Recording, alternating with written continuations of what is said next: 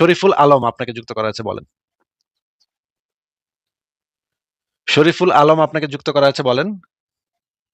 জি, আপনি যুক্ত হতে বলছিলেন আরকি, হ্যাঁ? যুক্ত হতে বলছিলাম, এটা মনে নেই ভাই, বলেন আপনি কে সেটা একটু বলেন।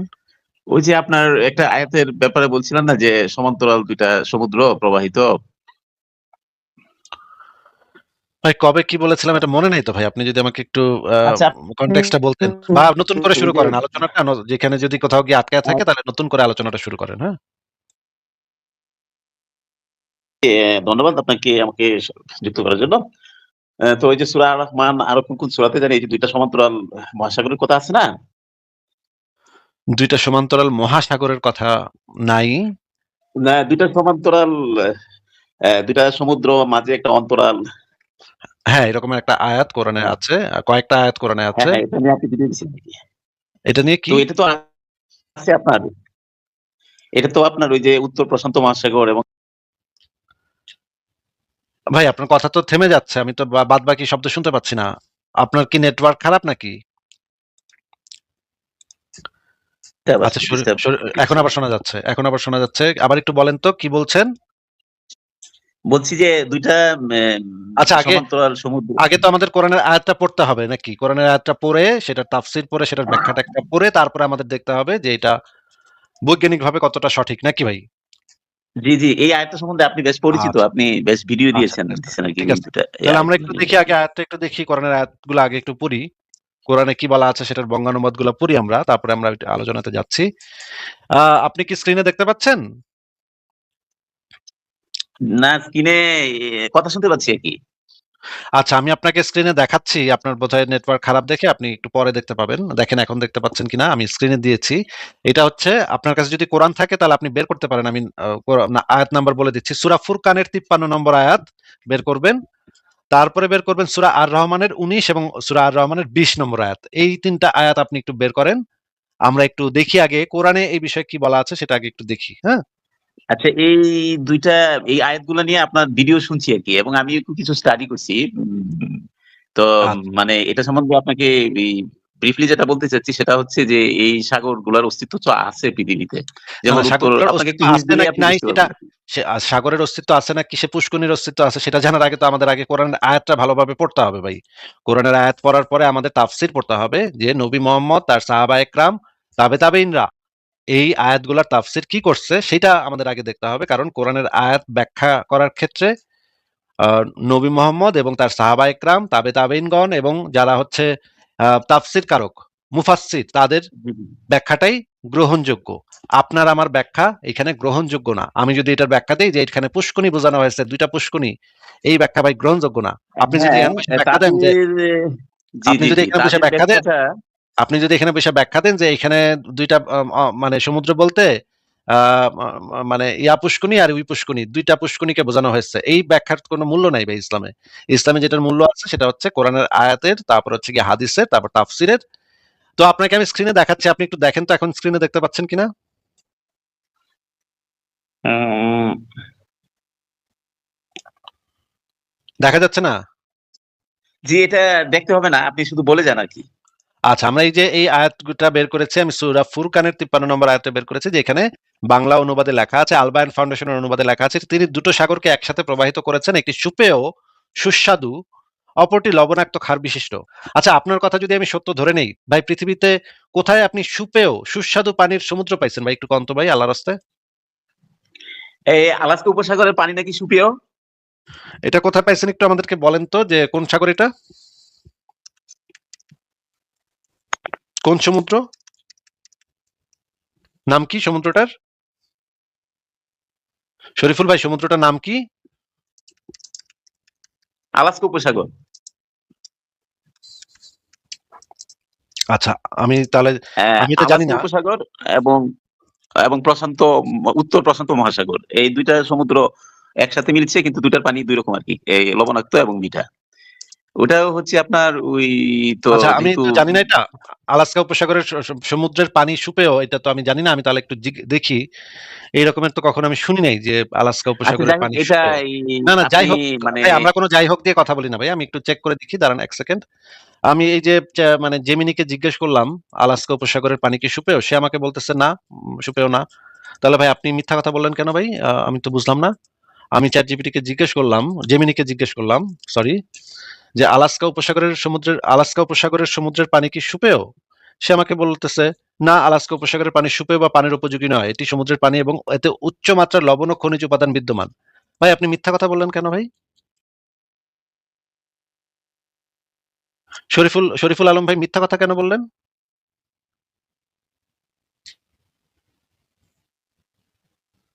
আশ্চর্য, দেখেন মানে কিভাবে মুখের উপরে মিথ্যা কথা বলে ওই মানুষজন। আলাস্কা উপসাগরের সমুদ্র নাকি বা পানি নাকি সুপেয়।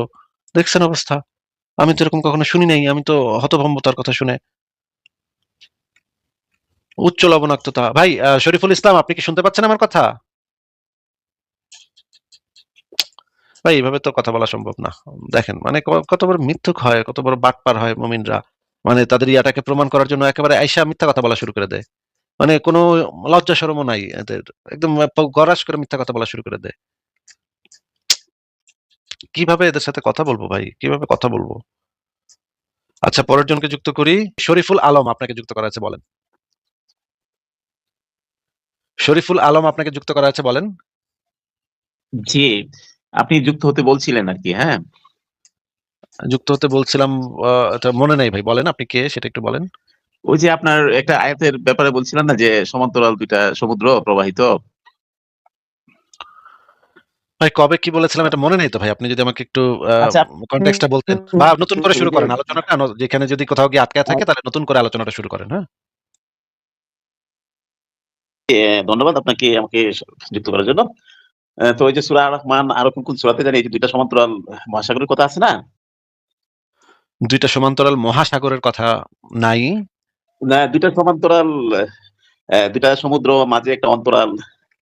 হ্যাঁ, এরকম একটা আয়াত কোরআনে হ্যাঁ, আছে। কয়েকটা আয়াত কোরআনে হ্যাঁ, আছে। হ্যাঁ, এটা নিয়ে আপনি ভিডিও দিয়েছেন নাকি? এটা নিয়ে তো কি? এটা তো আছে আপনার। এটা তো আপনার ওই যে উত্তর প্রশান্ত মহাসাগর এবং ভাই আপনার কথা তো থেমে যাচ্ছে। আমি তো বাদবাকি শব্দ শুনতে পাচ্ছি না। আপনার কি নেটওয়ার্ক খারাপ নাকি? আচ্ছা, ডিস্টার্ব এখন দিচ্ছে। আবার শোনা যাচ্ছে। এখন আবার শোনা যাচ্ছে। আবার একটু বলেন তো কি বলছেন? বলছি যে ২ টা আচ্ছা, সমান্তরাল সমুদ্র। আগে তো আমাদের কোরআনের আয়াতটা পড়তে হবে নাকি? কোরআনের আয়াতটা পড়ে সেটা তাফসীর পড়ে সেটার ব্যাখ্যা-ট্যাখ্যা পড়ে তারপরে আমাদের দেখতে হবে যে এটা বৈজ্ঞানিকভাবে কতটা সঠিক নাকি ভাই? জি, জি। এই আয়াতটা সম্বন্ধে আপনি বেশ পরিচিত। আচ্ছা, আপনি বেশ ভিডিও আচ্ছা, দিয়েছেন আচ্ছা, আচ্ছা। দিচ্ছেন আরকি ঠিক এই আছে। ২ টা এই তাহলে আমরা আয়াতগুলো একটু নিয়ে। দেখি, আগে আয়াতটা একটু দেখি। কোরআনের আয়াতগুলো আগে একটু পড়ি। কোরআনে কি বলা আছে সেটার বঙ্গানুবাদগুলো পড়ি আমরা। তারপরে আমরা একটু আলোচনাতে যাচ্ছি। আপনি কি স্ক্রিনে দেখতে পাচ্ছেন? না স্ক্রিনে কথা শুনতে পাচ্ছি আরকি। আচ্ছা, আমি আপনাকে স্ক্রিনে দেখাচ্ছি। আপনার বোধহয় নেটওয়ার্ক খারাপ দেখে আপনি একটু পরে দেখতে পাবেন। দেখেন এখন দেখতে পাচ্ছেন কিনা। আমি স্ক্রিনে দিয়েছি। এটা হচ্ছে, আপনার কাছে যদি কোরআন থাকে তাহলে আপনি বের করতে পারেন। আমি আয়াত নাম্বার বলে দিচ্ছি। সূরা ফুরকানের ৫৩ নম্বর আয়াত বের করবেন। তারপরে বের করবেন সূরা আর রহমানের ১৯ এবং সূরা আর রহমানের ২০ নম্বর আয়াত। এই ৩ টা আয়াত আপনি একটু বের করেন। আমরা একটু দেখি আগে কোরআনে এই বিষয়ে কি বলা আছে সেটা আগে একটু দেখি, হ্যাঁ? আচ্ছা এই ২ টা এই আয়াতগুলো নিয়ে আপনার ভিডিও শুনছি আরকি এবং আমিও একটু কিছু স্টাডি করছি। তো আচ্ছা, মানে এটা সম্বন্ধে আপনাকে এই ব্রিফলি যেটা বলতে চাচ্ছি সেটা হচ্ছে যে এই সাগরগুলার অস্তিত্ব তো আছে পৃথিবীতে। না, যেমন না, উত্তর সাগরগুলোর আপনাকে অস্তিত্ব একটু হিন্ট আছে দিলেই নাকি আপনি নাই বুঝতে এটা, পারবেন আরকি। সাগরের অস্তিত্ব আছে নাকি সে পুষ্করির অস্তিত্ব আছে সেটা জানার আগে তো আমাদের আগে কোরআনের আয়াতটা ভালোভাবে পড়তে হবে ভাই। কোরআনের আয়াত পড়ার পরে আমাদের তাফসীর পড়তে হবে যে নবী মুহাম্মদ, তার সাহাবা একরাম, তাবেঈনরা এই আয়াতগুলার তাফসীর কি করছে সেটা আমাদের আগে দেখতে হবে। কারণ কোরআনের আয়াত ব্যাখ্যা করার ক্ষেত্রে আ নবী মুহাম্মদ এবং তার সাহাবা একরাম, তাবেঈনগণ এবং যারা হচ্ছে তাফসীর কারক, মুফাসসির, তাদের জি, জি। ব্যাখ্যাটাই গ্রহণযোগ্য।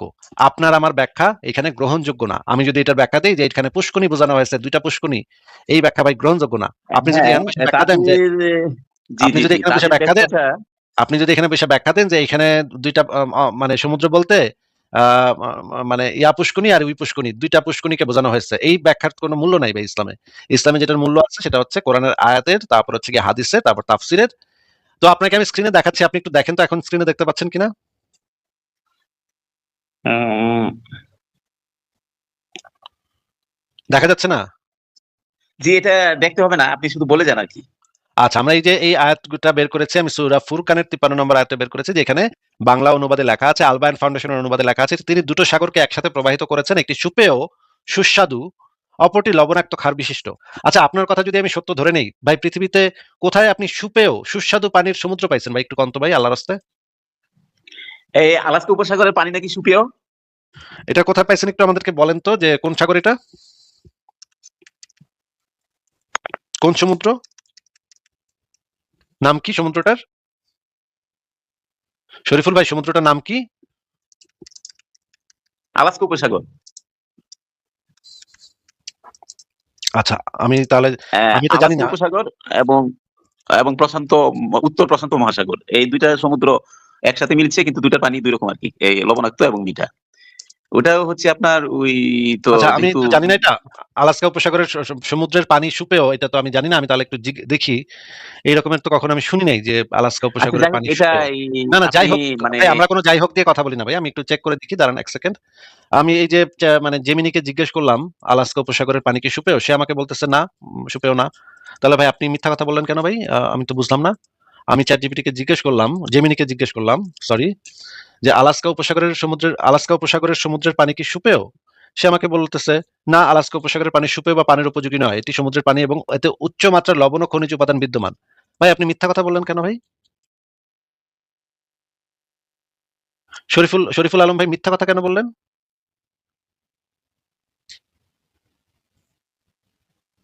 আশ্চর্য, দেখেন মানে কিভাবে মুখের উপরে মিথ্যা কথা বলে ওই মানুষজন। আলাস্কা উপসাগরের সমুদ্র নাকি পানি নাকি সুপেয়। দেখছেন অবস্থা? আমি তো এরকম কখনো শুনি নাই। আমি তো হতভম্ব তার কথা শুনে। উচ্চ লবণাক্ততা। ভাই শরীফুল ইসলাম, আপনি কি শুনতে পাচ্ছেন আমার কথা? ভাই এভাবে তো কথা বলা সম্ভব না। দেখেন মানে কত বড় মিথ্যুক হয়, কত বড় বাটপার হয় মুমিনরা। মানে তাদের ইয়াটাকে প্রমাণ করার জন্য একেবারে আইসা মিথ্যা কথা বলা শুরু করে দেয়। মানে কোনো লজ্জা শরমও নাই এদের। একদম গরাস করে মিথ্যা কথা বলা শুরু করে দেয়। কিভাবে এদের সাথে কথা বলবো ভাই? কিভাবে কথা বলবো? আচ্ছা, পরের জনকে যুক্ত করি।